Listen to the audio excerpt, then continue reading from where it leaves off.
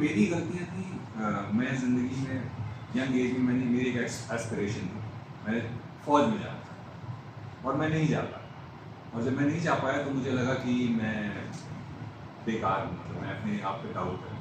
और उस डाउट का हल मैंने शराब की। बहुत छोटी उम्र में मैंने शराब पीनी शुरू की, 19 साल की, from the age of 19 to the age 26।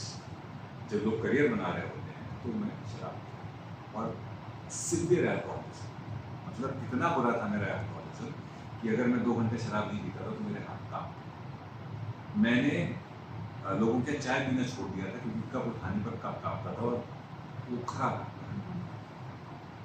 मैं रात में जब पीता था तो इतना ध्यान रखता था, बाकी होश चले जाते थे, इतना ध्यान रहता था कि किसी बच जाए ताकि सुबह उठ के दिन की शुरुआत कर सकें। और ये सब सिर्फ इसलिए क्योंकि मैं फौज में नहीं जा।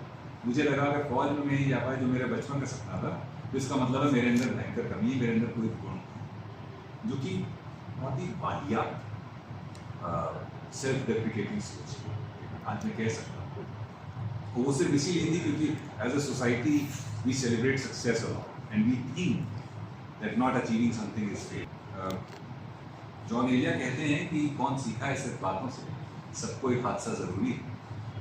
तो हमारी ज़िंदगी में भी एक हादसा हुआ, मेरे पैंक्रियास फट गए और मैं 15% सर्वाइवल चांस के साथ हॉस्पिटल में एडमिट हुआ था। 30 दिन मैं अस्पताल में रहा, बच गए ऊपर वाले की दया से। वो जो बचा, मुझे पुनर्जन्म हुआ, उसमें एक्चुअल पुनर्जन्म, वहाँ से सोच बदल गई। और वो सोच ऐसी बदल गई कि आज मैं ऐसे प्रोफेशन में हूँ जिसमें ये नहीं पता कि कल कौन सा काम है। आपको ये लग रहा है कि मैं इतने बड़े शो से जुड़ा हूँ, तो सब चीज़ें अच्छी हुई, ऐसी हर लेवल पर परीक्षा देनी पड़ती। अगर एक्टिंग कर रहा हूँ मैं तो हर रोल जो मुझे मिलता है वो ऑडिशन करने के बाद ही मिलता है। अभी मैं किसी को बता रहा था, इसी रूम में मैं बता रहा था कि 108 ऑडिशंस में से 13 शोज मेरे पास दिखाने के लिए, 95 बार मैं रिजेक्ट। और वो रिजेक्शन में नहीं मानता, वो लर्निंग। तो वो सोच का जो बदलाव है उससे सारी चीज़ें एएमए में एक टॉप डिलीवर करने के लिए। वो जो टॉप डिलीवर कर रहा हूँ that's an extension of what I do. I don't call it motivational speaker, or I don't call myself a motivational speaker. मैं अपनी ज़िंदगी के अनुभव लोगों के साथ साझा करता हूँ और मेरी कोशिश रहती है कि जो मैंने गलतियाँ करी हैं वो मैं लोगों तक पहुँचाऊँ और उन गलतियों से जो सबक सीखा है वो बताऊँ, क्योंकि जो गलतियाँ करी हैं वो बहुत एक्सट्रीम थी, वो अपने को ख़त्म कर लेने तक वाली गलतियाँ थी और वो गलतियाँ बहुत छोटी सी करेक्शन से ठीक की जा सकती। वो गलतियाँ सिर्फ एक सोच जो है उसको अगर बदल के, और वो सोच क्या है?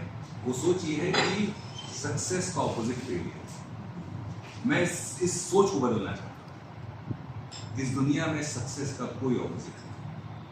अगर आप मेहनत कर रहे हैं तो या तो आप सक्सीड करेंगे और या तो आप अनुभव लेके चलेंगे। दोनों ही केस में आपकी ही जीत होगी। ये पहली चीज़। वॉइसिंग करते करते आपको पता चले कि आपके अंदर एक एक्टिंग का भी हुनर है शायद, फिर आप उस पर काम करें और फिर मनोज जी के साथ काम करने का मौका मिल जाए, आनंद जी के साथ काम करने का मौका मिल जाए, कि कौशल के साथ फिल्म मिल जाए आपको, सैलरी हो। मैं 2 चीज़ें मानता हूँ। पहली बात तो ये कि इवेंचुअली टेक्नोलॉजी और ह्यूमन इंटरफेस को एग्जिस्ट करता है। चाहे ये इतिहास में आप देख लीजिए, ऑटोमेशन शुरू हुआ तो लोगों को लगा कि अब इंसानी ज़रूरत खत्म हो जाएगी, लेबर सफ़र करेगा। पर आज सब कर रहे हैं, जब सॉफ्टवेयर आना शुरू हुए तो लोगों को लगा कि यार तो काम खत्म हो जाएगा। कर रहे हैं लोग काम, नई अपॉर्चुनिटीज आ जाती हैं, नए चैलेंजेस, नई अपॉर्चुनिटीज आते हैं। हाँ, ट्रांजिशन में टाइम लगता है। वो ट्रांजिशन का फेज आप कैसे मैनेज करते हैं या चैलेंजेस हैं। मैं भी फेस कर रहा हूँ चैलेंजेस, काम 19-20 होता रहता है। दूसरा, एक प्लेटफॉर्म के लिए मैंने वॉइसिंग करी थी जो बाद में 2018 में जो पता चला कि एआई में भी यूज़ हो सकती है। तब हमें कॉम्पनसेशन, तब रेम्यूनरेशन मिला था, अब हमसे कॉम्पनसेशन था भाई आपने यूज़ हो सकता है। वो कह रहे हैं नहीं हम नहीं यूज़ करेंगे। मैंने कहा ये तो आपके डेटाबेस में, आपके शायद आपको भी कंट्रोल हो, तो there is a legal battle that we are fighting. But मेरा ऐसा मानना है कि इवेंचुअली सब कुछ को एग्जिस्ट करेगा। टेक्नोलॉजी ख़राब नहीं होती, इंसान उसका कैसे इस्तेमाल करता है इस पर भी बहुत कुछ निर्भर होता है। गवर्नमेंट थोड़ा सा अगर रेगुलेशन लेकर आए, थोड़े पे आउट्स बढ़ें, अब इस बात का डर बहुत ज़्यादा है कि अगर हमने किसी एक प्रोजेक्ट के लिए आवाज़ दी तो अब वो परमानेंट उनकी हो जाएगी, उससे वो कुछ भी कर सकते हैं।